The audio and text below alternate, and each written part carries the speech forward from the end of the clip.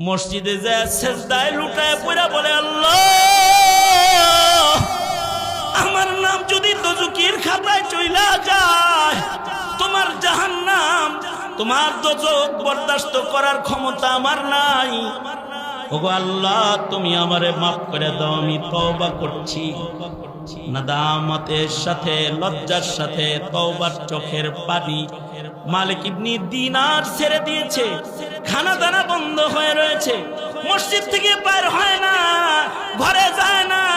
আল্লাহ গো তোমার ঘরে ঢুকছি, তোমার কাছ থেকে যাবো না, তুমি আমারে মাফ করে দাও। খালি কান্দে আর কান্দে আর কান্দে, তওবা করে। মালিক ইবনে দিনার কান্দতে কান্দতে এক সময় ঘুমায় পড়েছে। ঘুমের ঘরে স্বপ্নে দেখে ওই দুই ফেরেশতা যারা গুরুস্থানে মুলাকাত করেছে তারা ঘুমের ঘরে এসেছে।